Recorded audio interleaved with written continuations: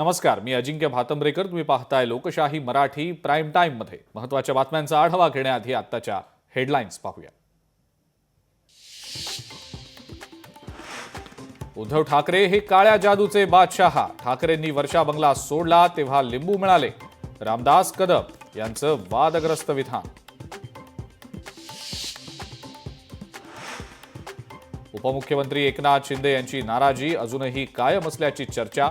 मुख्यमंत्री फडणवीसांच्या महत्त्वाच्या बैठकांना शिंदे आजही गैरहजर, तर नगरविकास आणि पाणीपुरवठा विभागाची बैठकही केली रद्द. अंजली दमानिया यांची ट्विटरवर पोस्ट. आणखीन एका भ्रष्टाचाराचे पुरावे सादर करणार.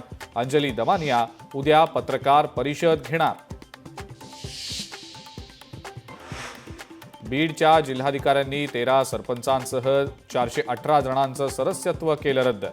जात वैधता प्रमाणपत्र सादर न केल्यानं केली कारवाई. शिवसेनेचे मंत्री सोमवार ते बुधवार जनता दरबार घेणार. मुंबईतल्या बाळासाहेब भवनात जनता दरबाराचं आयोजन. नागरिकांच्या समस्या जाणून घेत त्यांचं निराकरण करण्याचे उपमुख्यमंत्री एकनाथ शिंदेंचे शिवसेना मंत्र्यांना निर्देश.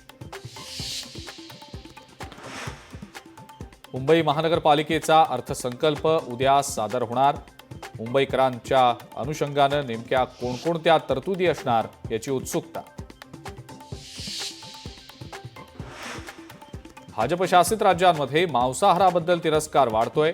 शालेय भोजनातनं अंडी बंद करण्यावरनं अखिल चित्रेंचा आरोप.